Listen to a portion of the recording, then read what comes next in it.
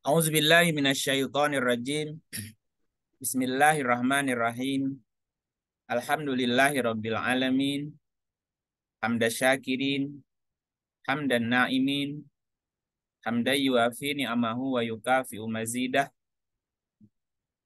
Kama an'amana alaina bi ni'matil hidayah.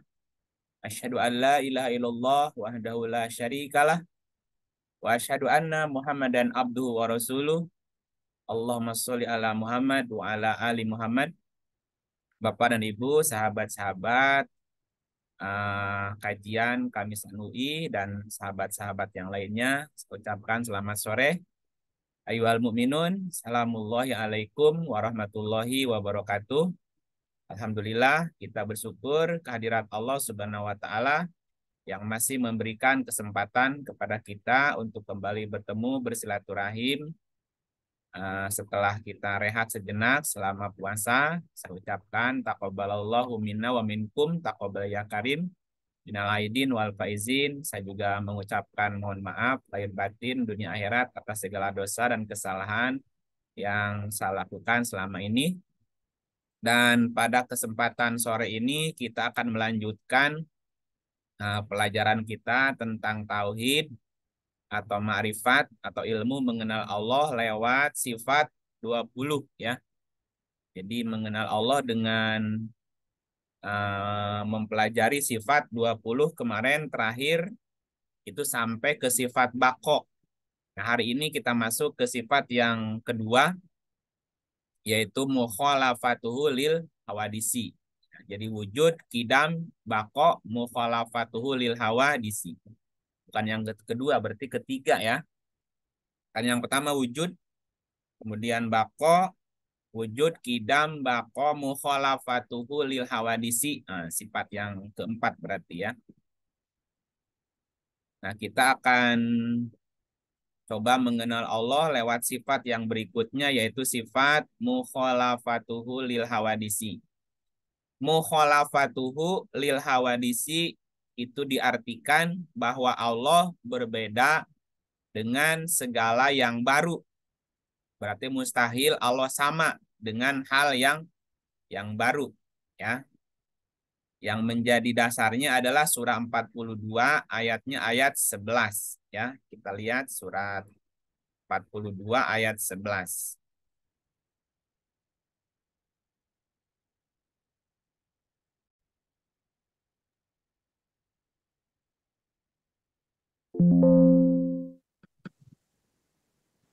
Surah 42 Asy-Syura ayatnya ayat yang ke-11. A'udzubillahi minasyaitonirrajim. Bismillahirrahmanirrahim. Fatirus samawati wal ardi ja'ala lakum min anfusikum azwaja wa minal an'ami azwaja. Yadra'ukum fi laisa kamitslihi syai'un wa huwas samiul basir. Dia pencipta langit dan bumi. Dia menjadikan bagi kamu dari jenis kamu sendiri pasangan-pasangan, dan dari jenis binatang ternak pasangan-pasangan pula. Dijadikannya kamu berkembang biak dengan jalan itu. Tidak ada sesuatu pun yang serupa dengan dia. Tidak ada sesuatu pun yang serupa dengan dia. Dan dialah yang maha mendengar dan melihat. Nah, ini yang menjadi dalil bahwa Allah berbeda dengan segala hal yang baru. Karena tidak ada sesuatu pun yang serupa dengan dia. Berarti Allah berbeda dengan hal-hal yang baru. Apa makna atau arti mukhalafatuhu lil hawadisi? Bahwa Allah berbeda dengan semua yang baru. Mukhalafah itu bahasa Arab yang menunjukkan lil musyarakah. Artinya Allah berbeda dengan makhluk. Dan makhluknya pun berbeda dengan Allah. Artinya Allah bukan makhluk. Jika itu makhluk, pasti bukan Allah. Nah, titik. perbedaan antara Allah dengan makhluk itu tidak bisa ditafsir, tidak bisa diperinci. Mengapa? Karena Allah sebagai pencipta, sedangkan makhluk adalah ciptaannya. Kalaupun ada sebutan yang sama, misalnya Allah melihat, Allah mendengar, ya kan ini. Dialah yang maha mendengar, dialah yang maha melihat. Kita sebagai manusia juga kan melihat, kita juga sebagai manusia mendengar. Nah, melihat dan mendengarnya Allah itu jauh sekali bedanya. Karena sifat yang ada pada makhluk itu penuh dengan makulat. Sedangkan Allah tidak ada makulatnya. Ya. Nah, untuk sekedar menolak salah sangka, maka para ulama tauhid menunjukkan 10 perbedaan. 10 perbedaan atau beberapa perbedaan. Ya, misalnya gini. Ketika kita berkata, gini bukan. Segala sesuatu yang bertempat dan mengambil ruang itu namanya jirim. Ya, jadi dalam ilmu makulat, makulat itu dari kata kola. Kola itu apa ya? Kata-kata ya, yang bisa didefinisikan dengan kata-kata. Nah, di dalam ilmu bahasa itu ada yang namanya jirim. Jirim ya, jirim. Jirim adalah segala sesuatu yang bertempat dan dia membutuhkan ruang. Ya. Ada lagi jirim. Jirim. Ada lagi jisim, maaf. Ada jisim. Jadi ada jirim, ada jisim. Jisim itu adalah jika jirim itu volumenya besar. Ya. Jadi jirim itu kecil. Apa namanya? Volumenya. Nah, di atas jirim ada jisim. Ya. Jadi jisim adalah jirim yang lebih besar gitu, membutuhkan ruangnya juga lebih besar. Nah, ada lagi namanya jauhar. Jauhar. Jauhar itu sesuatu yang nampak. Nah, jauhar ada dua. Ada jauhar murokab, double. Ada jauhar mufarid, tunggal. Jauhar murokab adalah jirim yang kecil bagi menyempurnakan susunan jisim. Sementara jauhar mufarid adalah jirim yang sangat kecil sehingga tidak bisa dibagi atau tidak bisa dipecah lagi. Dalam ilmu fisika tuh ada kuak, kuak dipecah lagi sehingga tidak ada lagi, bisa dipecah lagi tuh saking kecilnya. Nah, kemudian ada yang disebut dengan a'rod. Ya, a'rod. A'rod adalah semua keadaan, hal, dan sifat sesuatu benda. Jadi a'rod adalah keadaan, hal, sifat suatu benda. Itu namanya a'rod. Nah, a'rod bagi jirim itu ialah sifat jirim itu sendiri. Seperti apa? Berjuz.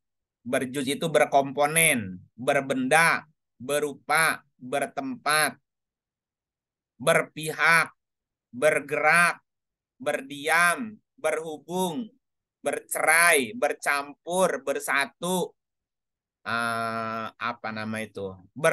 Bermasuk, ada bermasuk, berjarak, jauh dekat gitu kan. Terus mempunyai ukuran besar apa kecil. Ada timbangannya berat ringan, bermasa, berusia, berbanding, berumpama, bersuara, sunyi apa senyap gitu ya. Nah, itu namanya a'rad. Jadi a'rad adalah uh, apa namanya? Keadaan, hal dan sifat suatu benda. Gitu kan? Ada jujnya, berjuj-juj, berkomponen gitu, berupa, bertempat, berpihak gitu. Itu namanya a'rad. Misalnya saya umpamakan seperti ini. Kayu ialah jisim. Karena jisim itu udah lebih besar dari jirim kan. Kayu itu kan ada barangnya, ada bendanya kan. Nah, kayu ialah jisim. Karena pada kayu tersusun dua jauhar atau lebih. Misalnya ada akar, ada batang, ada ranting, ada daun. Ya, jadi kayu adalah jisim dan pada jisim ada jauhar. Jauhar itu ada wujud komponen dari beberapa hal. Kuman, kalau kita bicara kuman. Kuman itu kecil sekali dan sangat halus, tapi kuman juga adalah jisim. Karena kuman mempunyai jauhar, mempunyai komponen. Walaupun dia kecil, dia punya kaki, punya tanduk misalnya, punya mulut gitu kan. Punya anggota tubuhnya. Yang lebih besar apa misalnya gunung. Gunung juga jisim karena dia terdiri dari beberapa jauhar. Di dalamnya ada batu, ada pasir, ada tanah, ada bagian-bagian dari gunung itu. Nah, itu berarti jika benda itu besar, maka besar juga jauharnya. Jika benda itu kecil, maka kecil juga jauharnya. Ah, seperti gunung itu jisim. Kuman juga jisim karena gunung besar, jauharnya besar. Karena kuman itu kecil, jauharnya kecil, tapi ada bagian-bagiannya. Jika kita ambil satu kertas, kertasnya berapa ya? 1 meter persegi. Maka kertas itu juga bisa dipisah, dipecah menjadi beratus-ratus pecahan, sobekan. Ya, nah setiap sobekan, pecahan itu namanya jauhar, ya komponennya gitu. Nah, sementara yang disebut a'rod ialah keadaan atau sifat bagi sesuatu dan tiap-tiap sesuatu benda. Dan sifat itu sangat banyak, juga berlainan. Ya, setiap benda punya sifat yang berbeda dengan yang lain. Umpamanya, batu itu mempunyai banyak sifat. Nah, sifat itu namanya a'rod. Jadi a'rod adalah hal, keadaan, sifat yang melekat pada jauhar atau pada jisim ya. Apa sifatnya batu? Misalnya keras, ukurannya besar apa kecil, berwarna hitam apa putih. Nah, kemudian apa? Permukaannya kasar apa licin, curam, ya. Dan apapun boleh dipikirkan dan bisa atau boleh dipikirkan dan dipahami gitu melalui panca indera. Jadi batu tuh bisa diobservasi, bisa dilihat besar kecilnya, ukurannya, warnanya bisa dipegang gitu ya. Ya, udara. Nah, ketika kita bicara bicara udara, udara pun sama, dia punya arod. Apa misalnya kalau kita bicara udara? Arodnya apa sifatnya? Sifatnya itu apa? Berhembus, panas, dingin, sejuk. Nah, itu kan berputar kayak angin puting beliung gitu. Itu kan punya sifat. Dan semua benda atau non benda itu punya arod, punya sifat, punya hal yang berlainan. Nah, ini bermakna kita dapat memahami bahwa rupa, warna, gerak, diam, jauh, dekat pada perjalanan dan pemandangan mata berada di dalam atau di luar sesuatu, di mana-mana, di atas, di bawah, bersatu, besar, kecil, berat, ringan, panas, sejuk, dan lain-lain yang melazimkan bagi satu komponen atau juz. Ya, itu namanya a'rod. Jika kita ambil sebuah pemahaman makna yang lebih mudah, kita sebut misalnya ada yang namanya masa, ruang, dan waktu. Ruang, waktu. Ruang itu dalam bahasa Arab namanya tempat atau makan namanya. Ada lagi waktu. Waktu itu zaman. Ya, jadi ada istilah ruang, waktu. Ruang itu berarti tempat, bahasa Arabnya makan. Ada lagi namanya waktu, disebut sebagai masa atau zaman. Jadi namanya a'rad itu ada ruang, ada waktunya, ada rupanya, lapang gitu ya, berpadu, berwarna, bergerak, dan seterusnya gitu. Nah, itu semuanya disebut dengan syai'un. Ya, jadi segala sesuatu yang terikat ruang, waktu, ada rupanya, lapang atau sempit, gitu, bergerak, diam, besar, kecil, sunyi, senyap, gelap, terang, malaikat, jin, manusia, ya, selain Allah itu disebut dengan syai'un. Ini di sini ayatnya apa? Laisa kamitslihi syai'un. Syai'un diartikannya sesuatu. Sesuatu pun. Nah, jadi disebut sebagai syai'un, sesuatu, ya, itu adalah segala hal. Segala hal yang terikat ruang waktu, besar kecil, sunyi, senyap, dan semuanya namanya syai'un. Dan tidak ada sesuatu pun yang serupa dengan dia. Jadi dia tidak serupa dengan sesuatu pun, atau disebut dengan syai'un. Ya, syai'un itu segala sesuatu yang terikat ruang waktu, ada rupanya, ada geraknya, ya. Ya, dan seterusnya. Oleh karena itu, ketika kita membaca firman Allah surat Asy-Syura ini ayat 11, laisa kamitslihi syai'un. Ya, tidak ada syai'un, sesuatu pun yang serupa semisal dengan dia.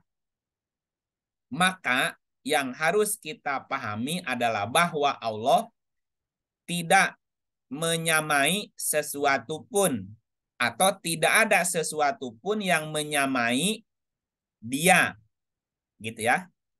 Ungkapan atau kalimat ini juga dapat diringkaskan dengan kalimat apa? Bahwa Allah bukan jirim, bukan jisim, bukan jauhar, dan bukan a'rod.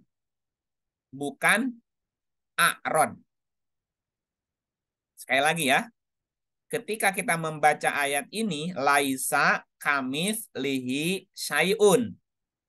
Tidak ada syai'un, sesuatu pun yang serupa dengan dia. Berarti Allah bukan jirim, bukan jisim, bukan jauhar, dan bukan a'rod. Ya, kita ulang. Allah bukan jirim. Kalau dia ada jirimnya, berarti bukan Allah. Apa yang disebut jirim? Tadi, jirim adalah sesuatu yang membutuhkan tempat dan membutuhkan ruang. Apapun itu. Jisim adalah jirim yang lebih besar. Jauhar itu adalah bagian tertentu yang menyempurnakan susunan jisim. Ya, jauhar. ada jauhar yang double, merangkap, ada yang tunggal. Dan a'rod. Nah, sayun itu. Sayun juga mencakup jirim, jisim, jauhar, dan a'rod. Sementara Allah tidak ada yang menyerupainya sesuatu pun. Tidak ada sesuatu pun yang serupa dengan Allah. Berarti Allah bukan jirim, bukan jisim, bukan jauhar, dan bukan a'rod. Gitu ya. Nah, kemudian jika kita urai lagi kalimat ini, bahwa pada Allah tidak ada makulat. Karena Allah bukan jirim, bukan jisim, dan bukan jauhar, juga bukan a'rod. Maka untuk Allah tidak ada makulat. Apa makulat itu? Ada namanya ilmu makulat. Jadi ilmu makulat adalah ilmu yang berkaitan dengan kategori. Jadi makulat itu kategori. Nah, di dalam ilmu tauhid, ilmu makulat atau makulat itu adalah ilmu dasar yang harus dikuasai sebelum mempelajari ilmu kalam atau ilmu filsafat. Itu namanya makulat. Nah, ilmu makulat juga berkaitan dengan ilmu logika. Nah, adapun kajian dalam ilmu makulat itu meliputi namanya substansi dan aksiden. Jadi substansi dan aksiden yang ada pada segala sesuatu yang punya wujud di alam semesta. Gitu ya. Nah, ilmu makulat atau makulat itu berasal dari sebuah kata jamak dalam bahasa Arab. Makulat. Dari kata kola itu kan kata-kata. Nah, jadi makulat itu adalah bentuk lanjutan dari kata dasar makul. Makul. Ma itu apa-apa, kul yang diucapkan. Nah, kata dasar ini juga punya makna apa? Yang dikatakan. Makul, apa yang dikatakan. Atau diberlakukan. Nah, makna kata ini juga kemudian berkembang menjadi kategori. Ya, menjadi kategori. Nah, kata makulat dalam bahasa Arab itu selalu menjadi predikat bagi segala sesuatu di alam semesta yang punya wujud. Ya, dalam pengertian yang lebih luas, kata makulat dapat diartikan sebagai predikat-predikat yang berlaku dan digunakan kepada segala sesuatu untuk menyampaikan informasi tentang sesuatu. Makanya apa yang dikatakan, apa yang dikategorikan gitu. Ya, nah tadi sudah disampaikan bahwa dalam ilmu makulat ada dua jenis kategori dasar, substansi dan aksiden. Apa maksudnya? Substansi itu adalah kategori inti yang diberlakukan kepada segala sesuatu yang ada di alam semesta. Nah, sementara aksiden adalah kategori sampingan yang juga diberlakukan kepada segala sesuatu yang ada di alam semesta. Jadi yang pertama pokoknya ini sampingannya gitu. Nah, segala sesuatu di alam semesta ini hanya akan terbagi menjadi dua kategori. Kategori substansinya apa dan aksidennya seperti apa. Substansi dan aksiden ini selalu ada bersamaan di dalam segala sesuatu di alam semesta yang punya wujud, yang punya bentuk. Nah, gitu ya. Itu namanya aksiden. Jadi ketika kita berkata bahwa Allah itu mukhalafatuhu lil hawadisi. Allah itu berbeda dengan segala hal yang baru. Tidak ada sesuatu pun sayun yang serupa dengan dia. Berarti Allah kepada Allah tidak ada makulat, tidak ada kategori-kategori. Satu itu. Yang kedua, Allah tidak bisa diperkirakan. Allah tidak bisa diperkirakan. Kalau kita memperkirakan sesuatu, kalau bisa diperkirakan berarti bukan Allah, tetapi itu masuk kepada syai'un. Yang ketiga, bahwa Allah tidak menerima pembagian. Karena Allah bukan jauhar, Allah bukan jirim, Allah bukan jisim. Yang keempat, Allah tidak berdiam dan tidak didiami jirim. Ya, kalau dia berdiam atau didiami, berarti dia kena a'rod. Yang kelima, Allah bukan a'rod yang di dalam jauhar. Yang keenam, Allah tidak diliputi oleh angkasa, atmosfer maupun benda lain, tetapi Allah lah yang meliputi. Yang ketujuh, Allah tidak terikat oleh makulat aina. Aina itu apa? Di mana? Yang kedelapan, Allah tidak diliputi atau terkurung oleh langit bumi, tetapi Allah lah yang meliputi. Yang kesembilan, Allah tidak terikat oleh zaman atau oleh waktu atau oleh masa. Kapan? Misalnya itu kan waktu. Yang kesepuluh, Allah tidak membutuhkan tempat untuk bersemayam. Allah di mana? Nah, itu tidak ada bagi Allah. Jadi 10 yang tidak ada di Allah.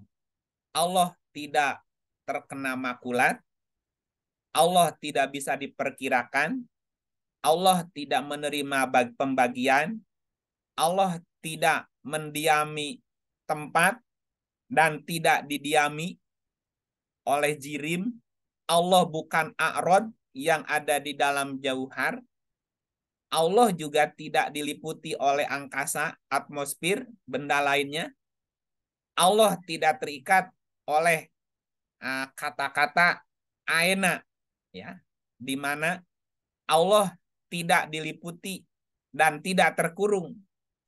Yang berikutnya, Allah tidak terikat oleh waktu dan Allah tidak membutuhkan tempat. Ya, karena Allah tempat bergantung. Nah, dengan data tersebut maka timbul sarana atau tempat untuk hawadis. Jadi segala sesuatu yang terikat oleh 10 tadi itu namanya hawadis. Ya, hawadis. Selain Allah namanya hawadis. Gitu ya. Apa hawadis itu? Jadi gini, hawadis itu berada pada setiap barang yang maujud dan sarana yang mungkin atau perkara yang sama antara ada dan tidak adanya. Itu pun didahului dengan tidak ada. Ya, contoh mungkin tuh gini. Barang mungkin terbagi menjadi 3. Mungkin saja kan kita sering berkata mungkin. Mungkin itu tidak bisa disandarkan kepada Tuhan, kepada Allah. Mungkin itu terbagi 3. Ketidakadaannya sesuatu sebelum ada. Ketidakadaannya sesuatu sebelum ada. Itu pertama, kemungkinannya. Yang kedua, adanya sesuatu setelah tidak ada. 3, ketidakadaannya sesuatu setelah ada. Allah tidak terkena mungkin itu. Ya, mungkinkah Allah ada setelah tidak ada? Nggak mungkin. Mungkinkah Allah tiada setelah ada? Nggak mungkin juga. Jadi Allah tidak terkena kata-kata mungkin yang barusan. Ya, yang terkena kalimat mungkin adalah syai'un atau yang disebut dengan hawadis atau disebut dengan makhluk. Namanya makhluk mungkin tidak ada sebelum ada dan dia mungkin menjadi tidak ada setelah ada, gitu ya.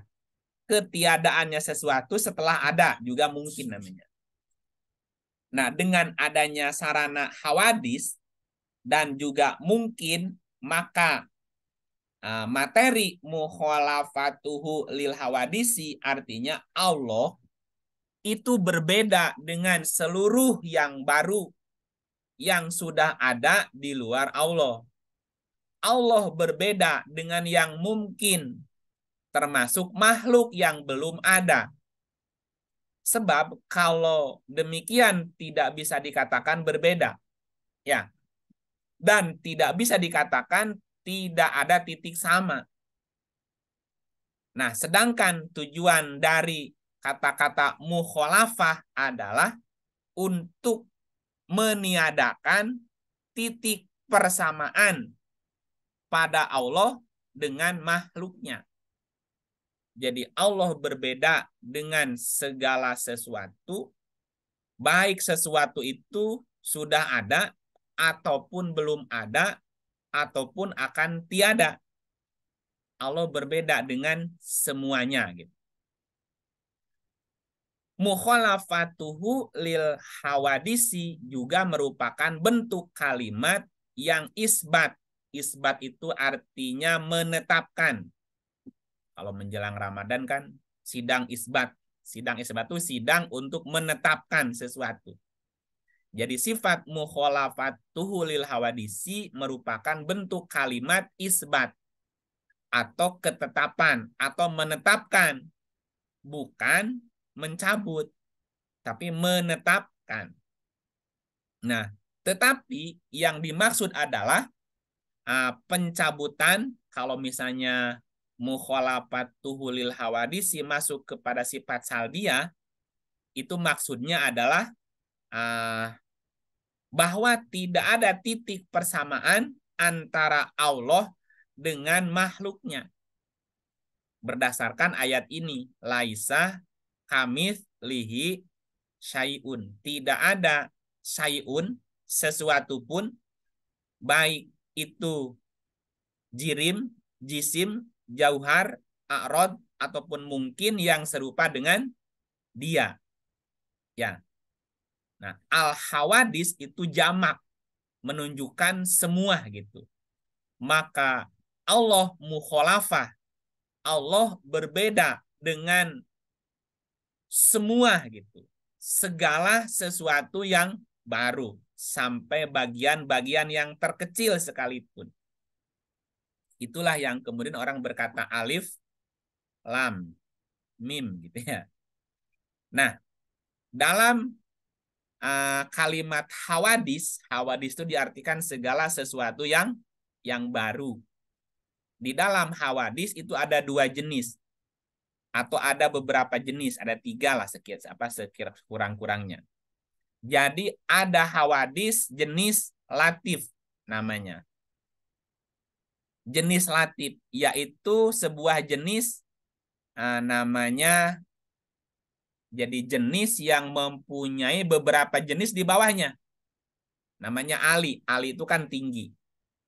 Jadi ada hawadis yang sifat jenis latif atau jenis ali namanya. Ali itu di atas sehingga ada lagi di bawahnya. Ada lagi hawadis jenis mahsusat. Mahsusat adalah hawadis yang terdiri dari hayawanat. Hayawan itu kehidupan. Hewan. Jamadat. Jamadat itu benda-benda padat seperti batu gitu kan. Ada lagi nabat. Nabat itu tumbuhan. Tumbuhan yang tidak bernyawa. Ada lagi ma'iyat. Ma'iyat itu artinya benda-benda cair. Tidak hidup dan dia tidak tumbuh. Ada lagi hawadis jenis a'rodiyat. Ya, a'rodiyat. Nah, a'rodiyat itu terdiri dari mahsusat, termasuk jauhar, yang dapat diketemukan dengan panca indera. Nah, seperti apa? Susah, senang, gembira, itu hanya bisa dirasakan oleh panca indera, gitu ya.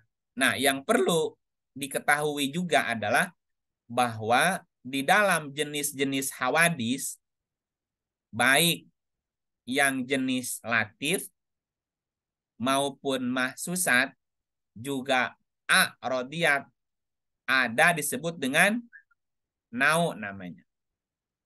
Nau apa? NaO.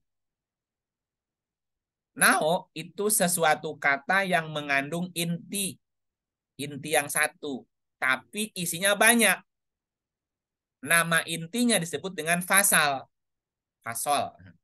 Contohnya gini, eh, contohnya kata-kata manusia, satu kata tentang manusia. Manusia itu intinya satu. Apa? Di akalnya. Tetapi namanya akal otak, misalnya manusia ada otaknya, otak itu kan satu. Tetapi di dalam otak itu isinya miliaran, miliaran neuron gitu. Jadi satu yang terdiri dari beberapa banyak hal. Apalagi yang disebut dengan jenis. Jadi ada jenis, ada fasal gitu. Jenis adalah sesuatu yang intinya berbeda-beda namun isinya banyak. Nama intinya fasal. Contoh, hewan atau hayawan. Hayawan intinya kan banyak. Seluruh binatang disebut dengan hayawan. Manusia pun termasuk pada jenis hayawan. Nah, ada lagi yang disebut dengan wasot tadi. Wasat ya, tadi ada wasat namanya. Kalau di dalam jenis hawadis namanya mahsusat. Mahsusat atau wasat adalah suatu kata yang mengandung beberapa jenis yang di atas dan di bawahnya ada lagi jenis. Ya, mahsusat itu intinya dapat ditemukan oleh panca indera dan isinya beberapa jenis. Di dalamnya bisa hayawan, bisa nabati, bisa jamadat. Nah, jadi banyak istilah-istilahnya seperti itu ya. Nah, kita kembali ke apa namanya? Sifat mukhalafatuhu lil hawa disi. Allah itu punya sifat mukhalafatuhu lil hawadisi. Maknanya tidak ada titik sama antara Allah dengan segala sesuatu yang baru. Tidak ada titik sama. Karena tidak ada sesuatu pun yang serupa dengan dia.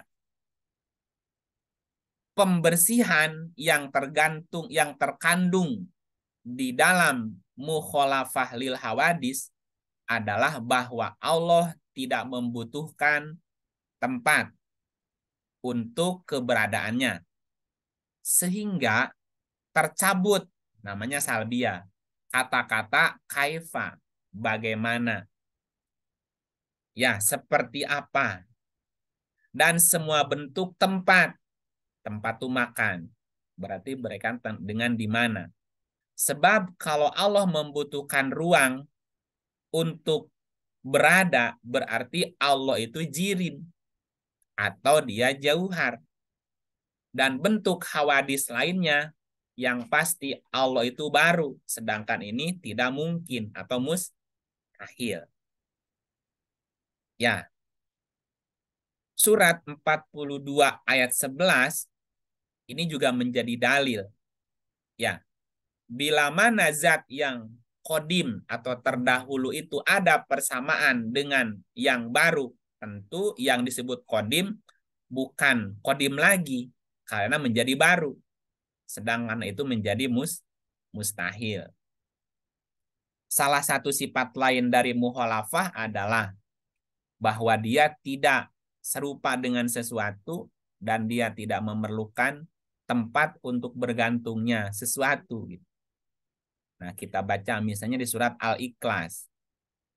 Mana suratnya? 112 ya.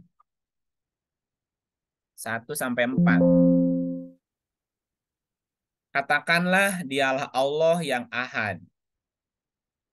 Allah adalah tempat. Nah, Allah adalah Tuhan yang bergantung kepadanya segala sesuatu. Jadi Allah adalah tempat bergantung segala sesuatu. Sementara Allah tidak bergantung. Dia tempat bergantung. Dia tiada beranak dan tiada pula diperanakan. Dan tidak ada seorang pun yang setara dengan dia. Tidak ada sesuatu pun yang setara dengan dia. Tidak ada seseorang pun yang setara dengan dia. Ahada itu bisa diartikan seseorang, sesuatu. Ya, gitu. Pertanyaan berikutnya adalah, apakah yang tidak seperti apa-apa itu tidak bisa dijangkau? Halo? Halo Bapak Ibu, halo? Ini pada kemana pada diem ya? Liar nih. Halo. Ada juga, Pak. Ada. Sedang ini mah. Aja mah. Kan dimatikan itunya. Iya. Jadi emang agak-agak panjang penjelasannya. Bahwa Allah mukhalafah lil hawadis. Berbeda dengan segala sesuatu yang baru. Nah, segala sesuatu yang baru disebut dengan sayun. Tidak ada sesuatu pun sayun yang serupa dengan Allah. Karena tidak ada sesuatu pun yang serupa dengan Allah, maka Allah tidak bisa, tidak terikat oleh makulat kategori tadi ya. Allah tidak bisa diperkirakan, tidak menerima pembagian, tidak mendiami tempat, dan tidak terikat oleh a'rod, tidak diliputi angkasa, ya, tidak terkurung oleh waktu, zaman, ruang, dan tidak membutuhkan tempat. Jika sesuatu itu masih ada jirimnya, ada jisimnya, ada jauharnya, ada a'rodnya, berarti bukan Allah. Itu pasti sesuatu, sayun tadi. Dan tidak ada sayun yang serupa dengan Allah. Nah, pertanyaannya apa tadi? Allah atau tidak ada sesuatu pun yang setara serupa dengan dia. Berarti kita nggak bisa memperkirakannya kan? Tidak bisa mendefinisikannya gitu dalam bahasa lainnya. Apakah yang tidak seperti apa-apa itu kan tidak ada sesuatu pun yang serupa dengan dia kan tadi? Apakah sesuatu yang tidak serupa dengan apa-apa itu tidak bisa dijangkau atau tidak bisa dikenali, tidak bisa dijumpai gitu ya. Sebenarnya kita itu bisa merasakan, bisa bersentuhan, bisa berjumpa dengan Allah yang dikatakan tadi, yang tidak seperti apa-apa, tidak seperti apa-apa, dan tidak ada sesuatu pun yang serupa dengan dia. Sebenarnya kita bisa merasakan sentuhannya gitu, merasakan kebersamaannya gitu. Kapan? Bapak Ibu kalau perhatikan ayat ini. Coba kita lihat ayatnya ya. Mana? Surat 39 42. 39 42. Mana Ibu Farida? Ada Bu Farida? Nah, kelihatan nih wajahnya. Ada Ibu Erni. Halo, Pak, mana? saya Pak. Qoriahnya kemana Ya, Ibu saya. Qoriah? Lagi di jalan, Pak. Oh, lagi di perjalanan. Ya, nggak apa-apa. 3942. 3942. Ya. Ya. Auzubillahi minasyaitonirrajim. Bismillahirrahmanirrahim. Allah memegang jiwa orang ketika matinya dan memegang jiwa orang yang belum mati di waktu tidurnya. Maka dia tahanlah jiwa orang yang telah dia tetapkan kematiannya dan dia melepaskan jiwa yang lain sampai waktu waktu yang ditetapkan. Sesungguhnya pada yang demikian itu terdapat tanda-tanda kekuasaan Allah sebagai kaum yang berpikir. Nah, ini bagi kaum yang berpikir ya. Ini bagi kaum yang berpikir ya, Bu ya. Oke. Iya. Allah memegang jiwa. Apa Arabnya di sini? Anfus ya. Anfus. Allahu yatawafal anfus. Jiwa. Jiwanya ini jamak ya. Kalau jiwanya satu, nafsun. Nafas. Kalau anfus, berarti ini jiwa-jiwa ya. Allah memegang jiwa. Anfus.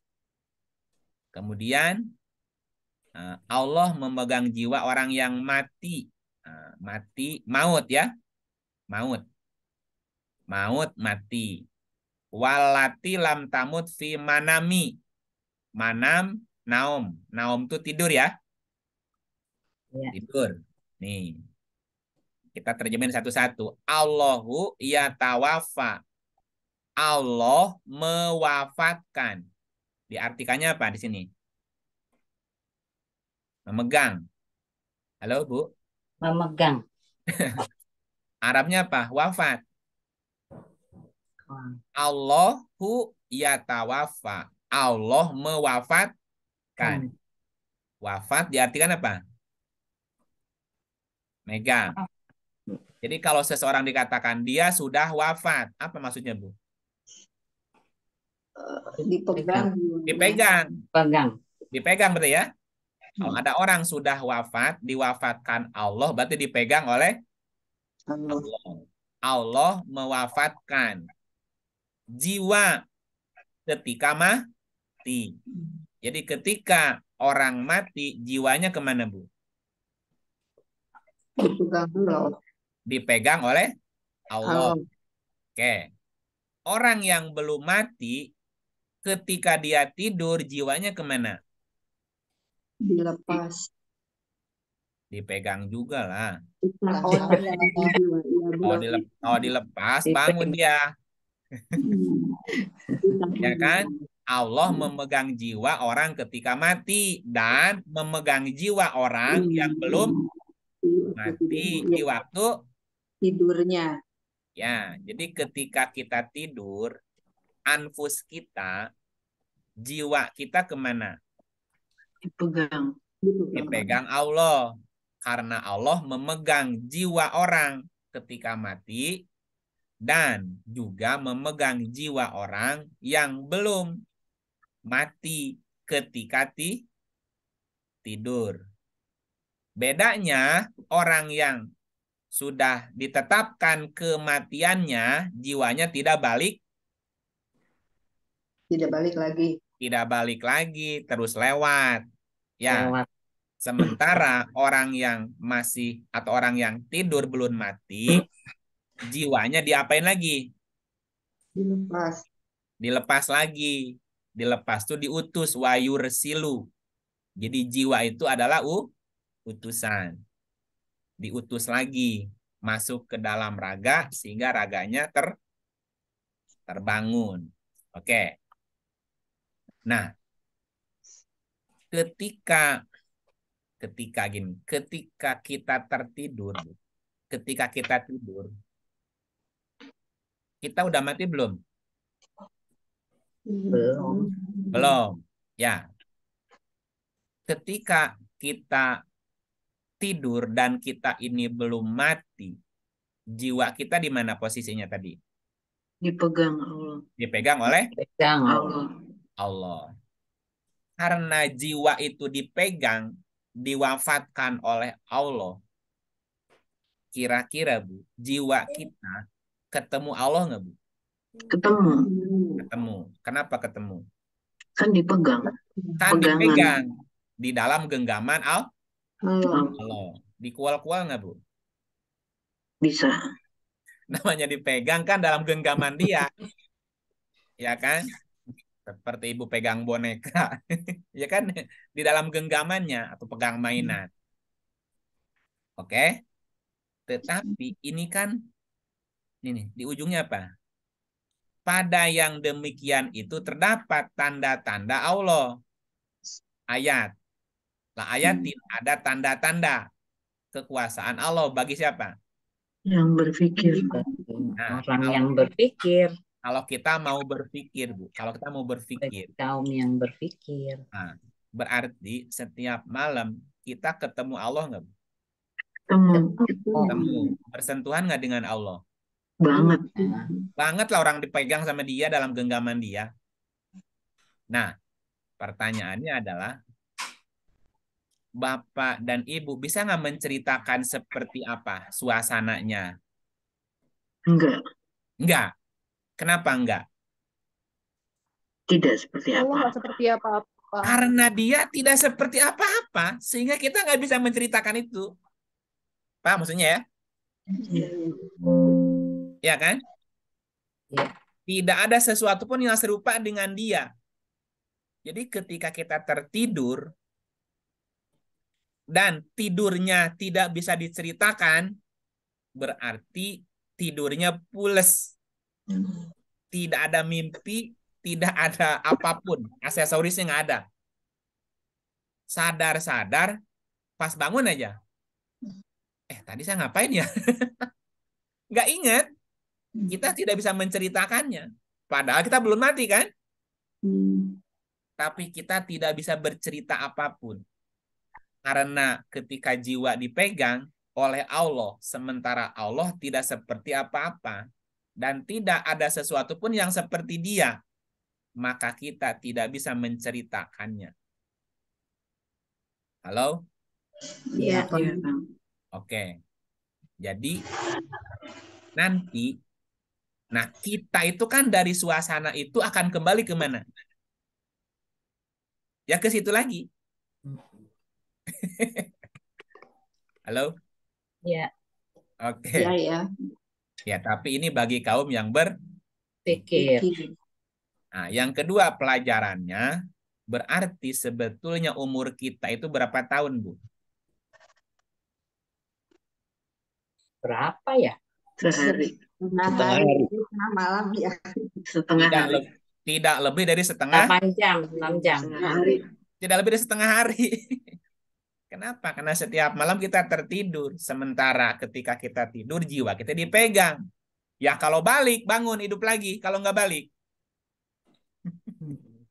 Lewat ya Bu Erni ya? Iya. Iya. Bu Erni pernah tertidur berapa lama? Nggak balik lagi. Lama berapa ya? Berapa hari, Bu? Hah? 2 hari, 1,5 kok, 1,5 hari kayaknya cuma. Berapa jam, Bu? Nggak balik lagi. Berapa ya? Berapa jam ya? Oh, banyak deh pokoknya.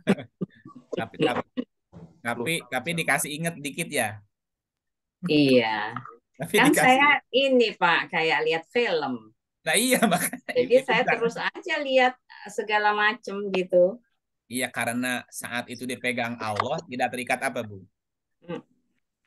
Kenapa? Tidak terikat ruang kan? Iya. Bisa lihat apapun. Macam-macam Pak, indah dan membuat kita nggak tahu deh. Ya masih bagus yang diperlihatkannya yang indah-indah Bu. Ya, coba kalau yang buruk-buruk stres ya Bu. Kayak ini ya Pak ya, kayak apa ya? Kayak sungai yang mengalir, pohon, orang-orang yang cantik-cantik, pakai baju putih. Gambarannya kan gitu. Terus Pak udah gitu terang sekali gitu deh. Pokoknya gitu deh.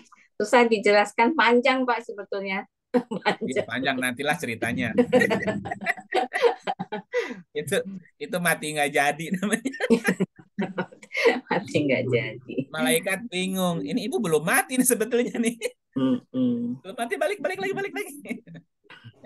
Masih ada tugas. Emang ini Pak, orang saya udah meluncur kok Pak, udah di lorong terang gitu, terus di ujung itu ayah saya kayaknya bilang kamu jangan ke sini tuh. Ayah saya almarhum. Belum waktunya kan? Tapi selama saya jalan ke situ tuh saya lihat macam-macam yang bagus-bagus. Kayaknya aduh sensasinya susah deh dijelaskan. Iya, Bu. Untungnya jasadnya belum dikubur, Bu. Oh gitu ya. Ya kalau udah dikubur, Ibu balik kemana? Mm-mm. Iya. Gitu ya, Bu ya. Jadi Iya. sebenarnya setiap hari kita nih ketemu sama Allah, Bu. Tapi karena Allah tidak seperti apa-apa, ketika kita tertidur pulas. Yang bisa cerita ketika kita antara mati dan tidur tuh bisa cerita. Mm. Kenapa? Ketika orang itu menjelang kematian, itu diputar kembali film-filmnya, Bu. Kejadian yang Mm. lalu, yang akan datang Mm-mm. diperlihatkan gitu. Mm-mm. Iya, Bu. Tapi kalau tidur lep, ya bener tidur gitu. Nah, kalau kita bisa melihat sesuatu, berarti sebetulnya udah lebih dari tidur, Bu. Itu sebetulnya bukan tidur lagi, udah mau mati itu sebetulnya. Iya, Nah, emang udah iya. ini papa udah gitu deh. Udah gitu. Nah, ini kalau mati, nih, kalau mati ya gini ceritanya nih. Ya, Bu. Ya, surat 17 ayat 13. Auzubillahiminasyaitonirrajim. Bismillahirrahmanirrahim. Dan tiap-tiap manusia itu telah kami tetapkan amal perbuatannya, sebagaimana tetapnya kalung pada lehernya. Dan kami keluarkan baginya pada hari kiamat sebuah kitab yang dijumpainya terbuka. Oke, nah ini unuk ya, unuk. Iya. Unuk tuh di sini diartikan leher. Unuk itu ini Bu, batang leher, Hmm. otak belakang, otak Hmm. belakang itu bagiannya bagian memori sini nih, ya. Nah, jadi ketika orang menjelang mati itu si unuknya dibuka tuh. Karena unuknya dibuka, apa yang terjadi coba? Bacalah kitabmu. Cukuplah dirimu sendiri pada waktu ini sebagai penghisap terhadapmu. Jadi sesaat sebelum kematiannya, Bu, itu si unuknya dibuka tuh. Hmm. Dibuka sehingga dia bisa memutar semua video kehidupannya tuh. Hmm. Itu kan ketika menjelang mati itu. Termasuk dia juga akan melihat dia mesti kemana jalan gitu. Jalan, Hmm. diperlihatkan Iya, namanya. Diperlihatkan ya. iya benar. 72 ayatnya 228 kalau nggak salah. Oh, sebelumnya. Hmm. Ini nih. 72 ayat 26. 26, 26. Dia adalah Tuhan yang mengetahui yang gaib. Maka dia tidak memperlihatkan kepada seorang pun tentang yang gaib itu. Oke, Kecuali kepada Rasul yang diridhoinya. Maka sesungguhnya dia mengadakan penjaga-penjaga malaikat atau malaikat di muka dan di belakangnya. ya. Jadi karena itu hal yang gaib, maka dia tidak memperlihatkan kepada seorang pun tentang yang gaib itu. Kecuali kepada orang ilaman, kecuali kepada orang yang dia diri doi dari utusannya. Utusannya bisa malaikat, bisa manusia, Bu. Jadi ada orang yang Allah kasih lihat. Kalau yang tadi unuk, ketika unuk dibuka itu akan terjadi kepada semua orang. Jadi semua orang menjelang ajal, menjelang kematian, unuknya dibuka sehingga dia bisa melihat, membaca semua catatan kehidupannya dia. Apa yang sudah dilakukan itu diputar kembali tuh. Nah, sementara ketika dia sudah wafat, dia kan bisa melihat ke apa yang dia mesti kemana nih, jalan kemana. Diperlihatkan namanya. Ya, cuman untungnya ibu masih bisa balik lagi jadi cerita. Tapi jadi beda ya Pak ya rasanya sesudah itu. Kayaknya sih nggak tahu deh itu sugesti saya kali. Nah, ya pasti ada pengaruhnya Bu. Itu kan pengalaman jiwa namanya. Hmm. Pengalaman jiwa atau orang menyebutnya pengalaman spiritual kan. Betul, iya. Dan itu kan bisa merubah mindset seseorang, Iya, merubah cara iya. hidup seseorang, cara pandang Iya, juga bisa berubah iya gitu. benar banget Pak. Nah, gitu. Oh, kembali ke yang tadi. Nah, kembali ke apa namanya? Jadi, walaupun Allah itu tidak seperti apa-apa, karena tidak ada sesuatu pun yang serupa dengan Dia, gitu kan. Bukan berarti kita tidak bisa berjumpa. Sebenarnya kita bisa berjumpa dengan Dia dan merasakan sentuhan Dia ketika kita tidur. Sebelum mati ya, kalau udah mati ya pasti ketemu dia juga sebetulnya. Tetapi pertemuan kita dengan dia tidak bisa digambarkan karena dia tidak seperti apa-apa.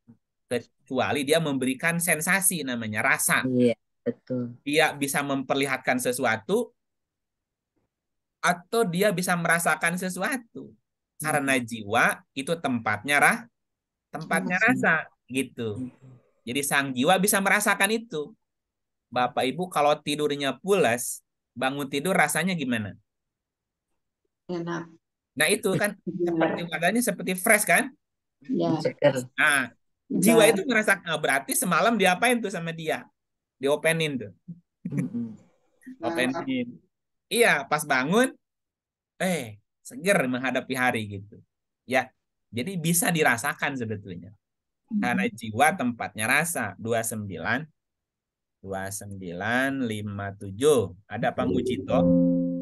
Pak Mujito. Udah maghrib, Pak. Mana Pak Jito? Ya, silakan yang lain. Auzubillahiminasyaitonirrajim. Tiap-tiap yang berjiwa akan merasakan mati. Kemudian hanyalah kepada kami kamu dikembalikan. Nah, tiap-tiap nafsin. Kulu nafsin. Tiap-tiap nafas. Tiap-tiap jiwa kan?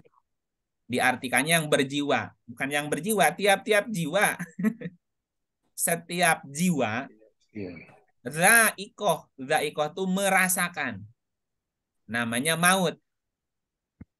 Jadi maut bisa dirasakan setiap Dua. tiap malam, Bu. Tiap kita tidur kan? Kan di ayat yang tadi, maut dan tidur sama nggak? Sama.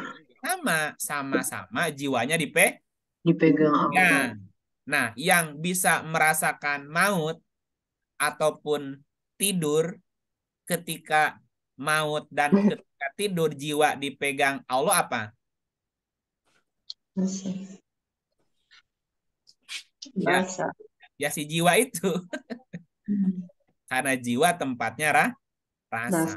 Jadi hanya bisa dirasakan. Kadang-kadang tidak bisa diceritakan. Ya, seperti tadi misalnya, ketika kita tidur pulas, bisa digambarkan nggak tidurnya seperti apa, Bu? Seperti apa tidurnya? Enggak, karena enggak ketemu apa-apa. Nggak bisa. Tetapi kita merasakan sesuatu kan? Setelah itu kan baru merasakannya. Oh, kok enak ya gitu. Nah, disinilah sebetulnya kita bisa mengenal Allah. Kita bisa mengenal Allah, bisa berjumpa Allah sebelum mati. Mati sak jeruning urip. Apa bahasa apa tuh? Mati sak jeruning urip bahasa apa Mbak Kolbina? Jawi, Pak. Oh, bahasa Jawa. Apa artinya tuh? Mas Udin? Mas Udin. Mana Pak Mas Udin? Joko yang paham ini kalau bahasa begini, Pak. Saya bahasanya ngomong punten. Oh, mana Mas Udin? Mati sajeruning urip itu apa artinya, Pak? Mana Mas Udin tutup? Ya, siap. Apa artinya mati sajeruning urip? Waduh. Ya, mati sajroning urip. Apa ya? Dalam kematian itu ada kehidupan. Sebenarnya mati itu kita tetap hidup gitu kalau nggak salah. Nah, iya. Mati dalam hidup. Mati dalam hidup. Mati di dalam hidup, Pak. Iya, mati Sama aja itu makan buat hidup, bukan hidup buat makan gitu. Nah, gitu kan. Mati di dalam hidup. Ya, Jadi kalau perjalanan seperti sedang di rest area, katanya berjalan tapi sedang istirahat dulu. Iya, padahal dalam perjalanan kan? Iya. Saya dalam perjalanan, Pak, lagi istirahat. Iya, dalam perjalanan. Jadi sebenarnya kita bisa ketemu Allah sebelum mati. Itu namanya mati di dalam hidup. Atau mati sebelum mati. Nah, di ayat yang tadi, yang di 29, berapa tadi? 3942 ya. Di ujung ayatnya tadi diulang-ulang. Ini adalah kekuasaan. Nah, sesungguhnya pada yang demikian itu terdapat ayat tanda-tanda kekuasaan Allah bagi kaum yang berpikir. Ya, bukti kekuasaan Allah bagi kaum yang berpikir karena banyak manusia yang tidak mau berpikir. Maka untuk mencapai ma'rifatullah itu kan mengenal Allah menjadi sangat sulit. Menjadi sangat sulit dan tangannya rumit dan berbelit-belit. Ya, karena tidak mau berpikir untuk mengenal Allah jadi sulit. Keterangannya rumit dan berbelit-belit. Oke. Jadi kesimpulannya apa? Apa kesimpulannya? Untuk mengenal Allah atau jika kita ingin bertemu Allah bisa melalui atau bisa melewati Halo. Untuk bisa berjumpa Allah atau mengenal Allah bisa lewat apa? Proses berpikir. Melewati Tidur. Tidur. Baru mau ngomong tidur. Untuk bisa ketemu Allah bisa lewati Tidur. karena dengan tidur pasti ketemu Allah. Kenapa pasti ketemu Allah? Karena ketika tidak kita tidur, jiwa kita dipegang Allah. Masalahnya nih Pak, tidur yang mana? Tidur yang naum, yang mana? Tidur dalam rangka berpikir. Ya yang mati sajroning urip tadi. Yang mati apa tadi sajroning urip. Ya kalau tidurnya tidur blek ya nggak ketemu juga. Ya, itu Ilmunya ilmu Rogo Sukmo ini berarti. Rogo Sukmo. Raganya penuh dengan sukma. Sebetulnya dia tidak tidur sebetulnya, hanya fisiknya aja tidur perlu istirahat, jiwanya nggak tidur. Ya, jadi ketika fisiknya tertidur, itu jiwanya tetap berkelana. Ya, bisa ada di mana tuh jiwanya. Sedang digenggam Allah. Jadi iya, komunikasi dengan dia kan gitu. Makanya orang tua dulu ngajarin namanya adab. Adab totok kromo menjelang tidur. Supaya tidurnya bisa ketemu Tuhan. Ketemunya dalam mimpi, Pak? Kalau mimpi bukan. Mimpi jiwa sama ruhnya nggak nyatu. Iya. Nanti mimpi di Quran ada banyak istilahnya, Bu. Mimpi yang mana yang mimpi ketemu Tuhan?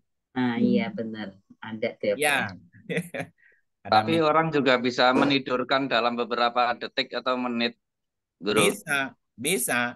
Iya. Dengan mencet di bawah di antara kepala dan leher itu. Iya, tertidur bisa. Ada tombol, ada tombol. Nah, benar ada tombol di situ gimana? Dan beberapa menit bisa itu dan benar-benar pulas itu. Ada on off ya? Ada. Kalau ada itu kan kalau setengah pencet kan jadinya hipnotis. Ya setengah pencet itu enggak benar-benar tertidur enggak. Kalau itu benar-benar tertidur dan tidak ingat apa-apa kayak orang tidur lama gitu. Iya. Kalau hipnotis kan masih bisa mendengar kan? Ya, kalau ini sama sekali nggak mendengar, lost kontak. Cuman kalau nggak hati-hati ya bisa lost beneran. Nah itu tadi makanya bisa lewat tuh nggak balik lagi. Iya, tapi ya bisa lah buat mencet begitu kalau kepingin ngaso. Kalau nggak hilang. Tidur nyenyak jangan dikasih obat tidur. Iya, oke nanti berbagi. Jadi satu ya. Jadi untuk bisa bertemu Allah bisa dilakukan lewat tidur. Karena ketika kita tidur, itu pasti dipegang Allah. Jiwanya pasti dipegang Allah. Pasti ketemu kan? Nah, jika kita mulai mau berpikir ya. Yang kedua, ternyata umur manusia itu tidak lebih dari setengah hari. Kecuali jiwanya balik. Hanya pengulangan aja sebetulnya pengulangan. Nah, ketika kita dalam tidur, jadi ketika di dalam tidur itu tidak ada mimpi, Bu, dan keadaannya tidak seperti apa-apa, itulah yang disebut dengan laisa kamislihi syai'un. Laisa kamislihi syai'un. Ya, kalau mau mijit sendiri nggak apa-apa. Kalau bisa balikin. Ya, Oh, kalau kalau nggak balik, sendiri nggak bisa, harus ya, ada berdua. ya makanya bisa lewat. Gitu. Nah, jadi surat ini juga di 3942, orang, Bapak Ibu pernah nggak mendengar istilah sholat khusyuk? Iya. Ya. Apa Ya, sholat. Ya, khusyuk? ya ini sebetulnya ayatnya. Jika jika sholat diartikan interaksi. Sholat kan interaksi, silatun. Ya, jika sholat diartikan sebagai interaksi antara manusia dengan Allah, maka sholat khusyuk adalah memahami secara benar tentang Allah dan bagaimana bisa berinteraksi secara sadar dan benar dengan Allah. Ya. Halo? Ya. Ya. Gitu. Baik, kalau dengan ayat 50:16 itu Pak, gimana Pak? Ini sama nggak 3942 ini Pak? 50 16.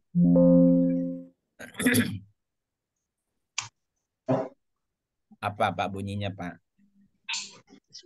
Dan sesungguhnya kami telah menciptakan manusia dan mengetahui apa yang dibisikkan oleh hatinya.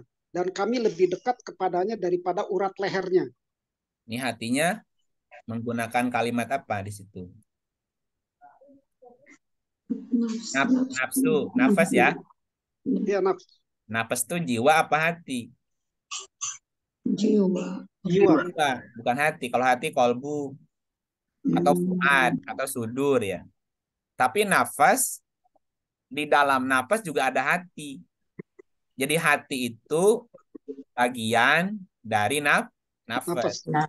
Kan nafas, di dalamnya ada sudur, di dalamnya ada kolbu, di dalamnya ada fuad kan? Fuad, iya. Iya, tetapi nafas itu kan sebetulnya jiwa artinya kan? Sesungguhnya kami telah menciptakan insan, manusia. Halo? Nah, maaf Iya. nih, internetnya. Sesungguhnya kami telah menciptakan insan atau manusia wa na'lamu, dan kami mengetahui. Ini kami ya, na'lamu kami ya. Ini kami. Iya. Kami telah menciptakan manusia dan kami mengetahui apa yang dibisikkan tuwaswisu di dalam jiwanya. Ketika Bapak Ibu tidur, ya jiwanya tenang apa riwe? Tenang. Tenang. Ya, ada orang yang tidur jiwanya masih kacau. Bawa amarah, bawa dendam, bawa segala macam. Itu ke bawah tidur, itu ke bawah tuh biasanya. Ya, jadi Allah juga tahu apa yang ada di dalam jiwanya berupa bisikan-bisikan. Dan kami lebih dekat kepadanya daripada hablil warid. Hablil warid, urat leher. Kenapa urat leher, Pak? Apa bedanya dengan unuk tadi? Oh, iya. Unuk kan memorinya tuh belakang, otak belakang tuh. Iya. Kalau ini batang otaknya. Ini kan nyambung tuh. Kalau bicaranya kesadaran kan ada kesadaran, ada kecerdasan, Pak. Apa bedanya kecerdasan sama kesadaran? Ada kesadaran jiwa, ada kecerdasan jiwa. Itu kemarin yang puasa, kemarin kan bahas itu kan? Iya, iya. Kecerdasan dan kesadaran. Betul. Nah, kesadaran tuh diunuk. Kalau kecerdasan di sini. Ini kan nyambungnya ke tulang belakang nih. Jadi apa yang ada di dalam jiwanya berupa kesadaran maupun kecerdasan Allah tahu gitu. Tapi ini kan kadang-kadang banyak orang yang tidak menyadarinya kan gitu. Nah, jadi apa bedanya dengan yang tadi? Ketika manusia tertidur, itu unuknya kan op, Pak. Unuknya kan op ya. Bisa mikir nggak Pak ketika orang tidur? Berpikir nggak? Enggak. Enggak. Enggak kan? Nggak berpikir. Rehat gitu. Tetapi jiwanya masih berkata-kata, masih berbisik-bisik tuh di dalam. Jadi jiwanya sebetulnya nggak mati, nggak off sebetulnya. Napasnya ya. Yang off kan ininya, apa perangkatnya. Kalau ibarat Bapak punya handphonenya dimatiin, datanya hilang nggak Pak? Enggak. Ya, misalnya saya kirim WhatsApp ke Pak Weli, tetapi Pak Weli HP-nya off, mati Pak. Ya, pesannya sampai nggak pesannya Pak? Nyampe. Nyampe. Terekam. Tetap nyampe loh Pak. Iya, nyampe. Nah, apa pelajarannya? Misal gini. Pak Weli mau mengirim pesan kepada orang yang lagi tidur, nyampe nggak Pak? Nyampe. Nyampe sebetulnya. Misalnya istrinya lagi tidur Pak. Pak Weli menyampaikan pesan pakai frekuensi kan? Iya. Ngobrol aja, sampaikan dari hati, dari jiwa ke jiwa dia. Tapi kan dia tidur. Iya, walaupun dia tertidur, pesan kita akan sampai ke dia. Nanti dia sadarnya pas bangun. Kok seperti, jadi dia ingin melakukan sesuatu. Pada itu kan kata-kata Pak Weli. Apa istilahnya itu, bahasa lainnya ya? Ngirim vibrasi gitu Pak. Ah gitu. Jadi sebetulnya ya kayak tadi contoh kasarnya. Kirim WhatsApp, SMS kepada orang lain yang HP-nya mati. Kan pesannya tetap sampai kan? Iya, tetap sampai. Nah ketika HP dia dibuka, udah muncul nggak Pak? Iya, muncul. Muncul, kebuka langsung. Oh, saya ternyata ada pesan ya. Padahal pesannya udah dari tadi. Tapi karena HP-nya mati, belum kebaca. Ketika dia sadar, bangun, teng gitu, ada gitu. Udah masuk. Karena napas ini nggak mati, Pak. Yang mati kan sebetulnya perangkatnya, perangkat luarnya, si unuknya sama uratnya. Tapi ketika datanya nggak hilang gitu. Kalaupun ada kiriman data, tetap nyampe ke dia gitu. Nah, gitu. Oke. Apa itu nggak jadi orang dipesenin orang nyampe ke kita, makanya kita jadi berfirasat gitu Guru. Bisa jadi itu doa orang lain. Jadi ada orang lain kirim doa untuk kita. Misalnya Mas Udin berdoa nih untuk istrinya, untuk anaknya di kampung di mana kan. Itu kan nyampe vibrasinya. Ketika dia sadar, dia berpikir hal itu tadi. Iya, firasat ya. Kata dia firasat gitu. Ada firasat, ada keinginan, ada dorongan. Iya, karena itu udah sampai kita ke dia. Nyampe ke dia. Ya kita kan nggak pernah ngecek ketika mendoakan orang itu hidup apa mati, tidur apa sadar kan nggak tahu kan? Ya doa mah doa aja. Nyampe ke dia. Cuma masalahnya ketika dia tertidur belum kebaca tuh pesannya gitu. Ketika dia sadar baru keingetan tuh. Kok saya keingetan itu? Nah, padahal sudah dikirim itunya. SMS-nya duluan gitu sebenarnya. Sama ketika kita mau ketemu orang kan gitu. Jadi sebelum kita ketemu orang, udah kita kirim itu dulu, kirim vibrasi dulu. Ya, kita bayangin orang itu ramah, senyum, baik hati gitu kan? Iya. Dibayangin dibuat apa dulu namanya? Afirmasi apa namanya itu Bu, bahasa psikologinya. Ya, kalau perlu diajak ngobrol tuh jiwanya. Jiwa dengan jiwa kan seperti ngobrol, dibayangin sebelum ketemu, kita udah ketemu duluan tuh jiwanya. Benar. Dan ketika kita gitu ketemu, ya. Itu saya kalau lagi mikirin orang terus ngomong gitu, totalnya dia WA saya gitu. Nyampe. Nggak tahu sih, kadang-kadang sih. Ya, berarti nyampe gitu pesannya gitu. Nah, itulah ajaibnya, Bu. Oke. Apa lagi ya? Nah, kembali ke mukhalafah lil hawadisi, bahwa Allah tidak sama, berbeda dengan sesuatu pun, tidak ada sesuatu pun yang serupa dengan dia. Tapi walaupun begitu, sebenarnya kita bisa berjumpa dengan dia dalam kondisi, dalam suasana tidak seperti apa-apa. Tetapi jiwa kita bisa merasakan itu. Dan itulah suasana pertemuan Anda dengan dia. Nah, pertemuan Anda dengan dia, terus ada komunikasi, itulah sebetulnya khusyuk itu, Bu. Ya, tetapi tentu dengan sebuah kesadaran. Ya, karena ini ayatnya berlaku buat orang yang berpikir. Nah, dengan kesadaran itu, maka berdialoglah dengan Allah dalam keadaan itu, Bu. Apa dalam ada kata-kata lain yang menggambarkan suasana itu, namanya suwung, Bu. Kosong. Bukan kosong ngelamun, bukan. Kosong suwung, jernih, Bu. Zero main proses gitu. Nol. Nah, ketika nol itulah sebetulnya sedang ketemu sebetulnya. Tetapi kan tidak mudah untuk mengosongkan pikiran kan. Suwung, kosong, hening, itu nggak mudah, Bu. Kadang-kadang pikiran kita nggak mau berhenti kan, ngobrol terus. Nah, gitu, nggak mau berhenti.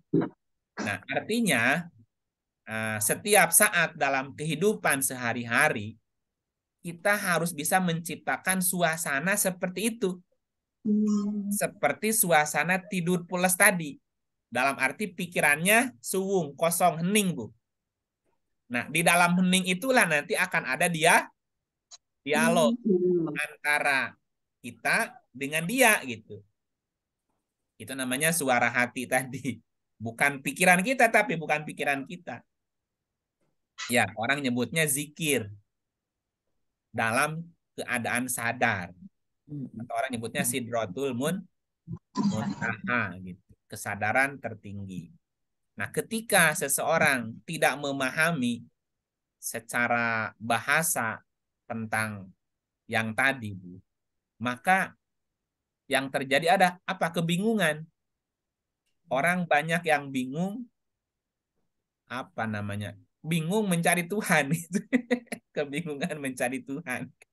Kenapa? Karena tidak mengenal itu gitu. Kadang-kadang menduga-duga aja, menduga-duga. Kalaupun dia sembahyang, ya sembahyangnya juga pikiran dia yang bicara gitu, bukan hatinya, bukan dialog dengan Tuhannya gitu. Ya, nah itulah seputar dengan apa? Seputar Allah mukhalafatuhu lil hawa. Baik, masih ada yang lain mau menanggapi? Ada Ibu Dewi atau salam semuanya Ibu? Halo, silakan Mbak Dewi. Saya ada, tapi saya nggak berani bicara apa-apa, susah, minta ampun buat saya. Mbak Dewi selalu gitu deh. Padahal saya juga susah ngomongnya, gimana ini? Enggak, betul. Buat saya ini bukan hal yang gampang loh. Saya mencoba untuk menafsirkan dengan pemikiran saya sendiri, saya takut keliru. Betul. Gimana, Bu? Ya nggak apa-apa, berbagi aja, berbagi. Apalagi yang ada di ayat-ayat. Buat saya sulit sekali, barangkali saya mesti berkali-kali membicarakan ini gitu. Iya. Barangkali saya harus berpikir berulang kali gitu. Iya. Enggak segitu gampang. Iya, kalau saya nggak tahu. Kalau boleh disederhanakan, jika sesuatu itu masih ada jirimnya, masih ada jisimnya, masih ada bentuk rupanya, masih bisa dipikirkan, berarti bukan Allah, Bu.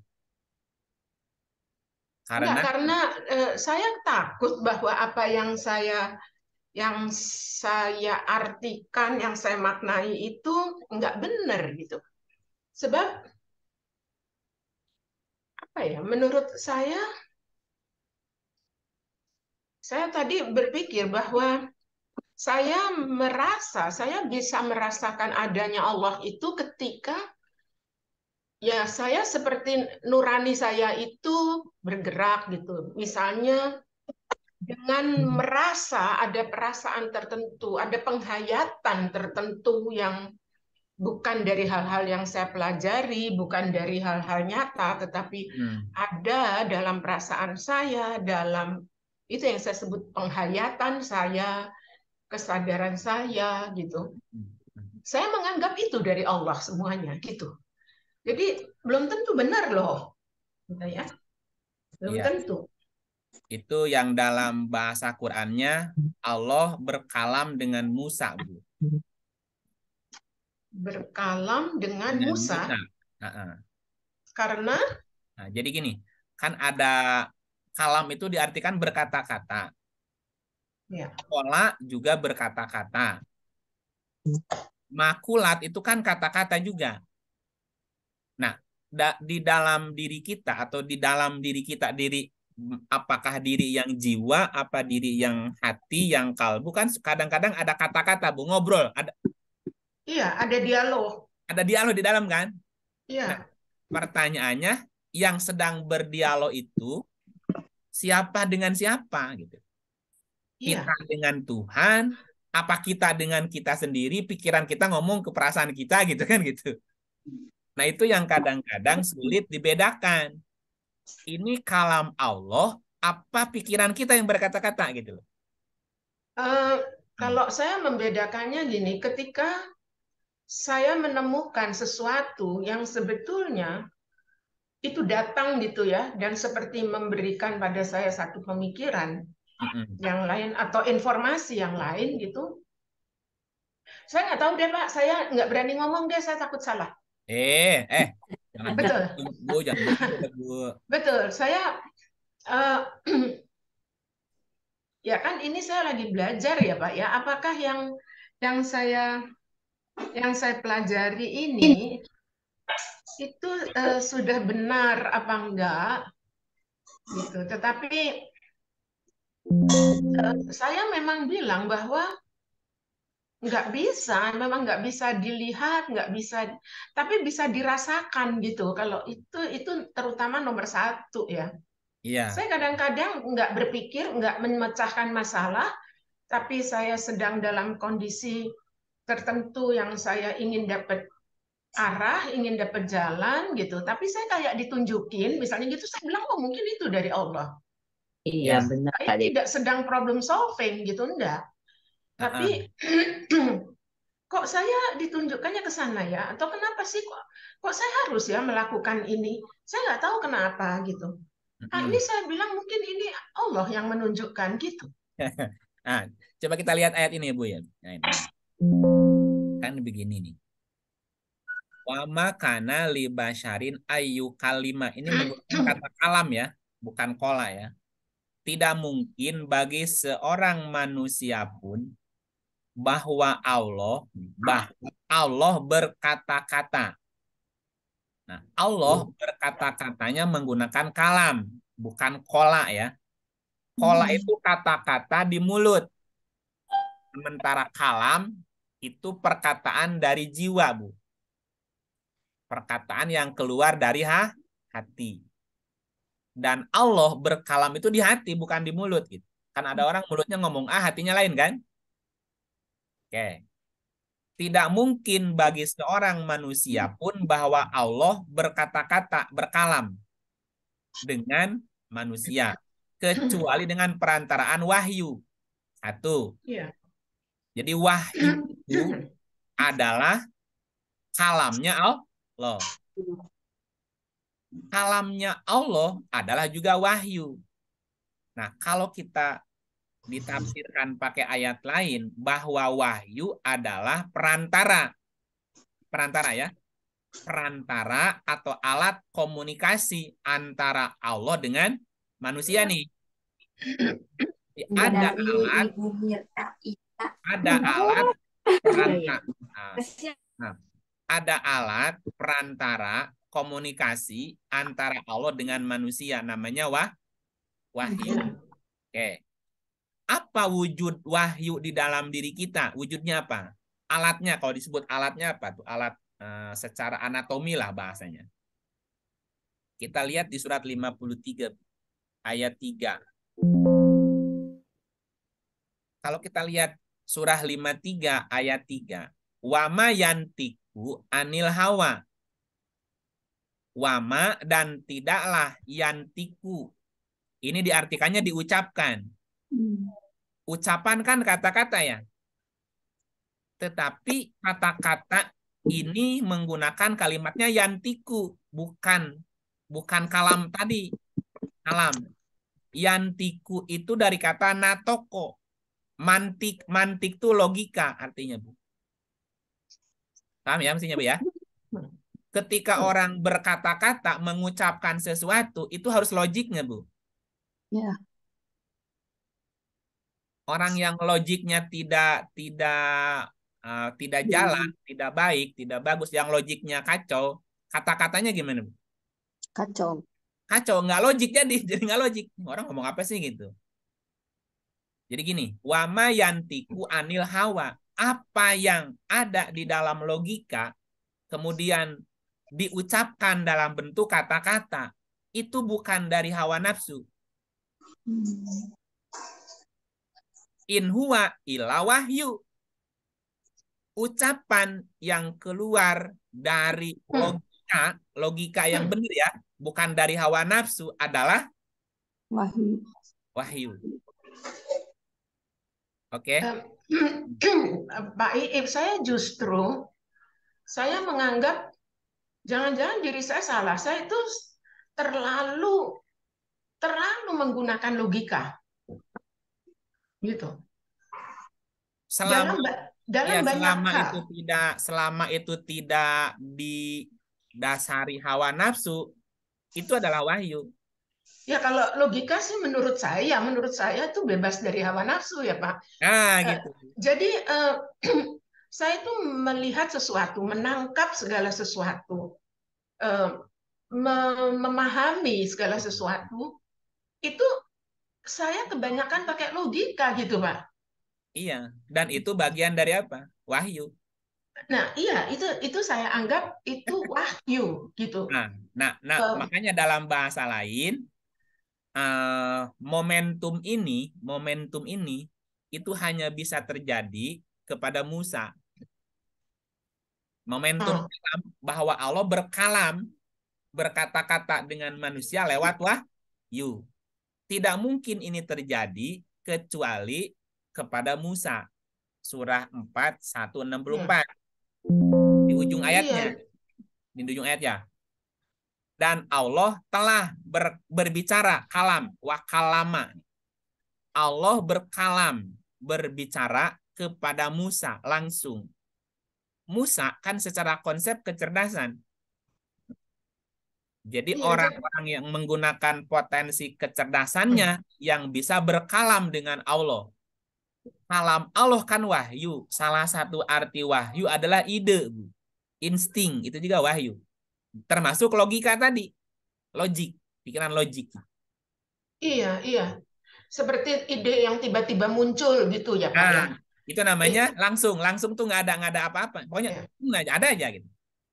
Karena gini, untuk hal-hal yang nggak masuk akal saya, nggak bisa saya cernakan dengan logika saya susah percaya gitu Pak.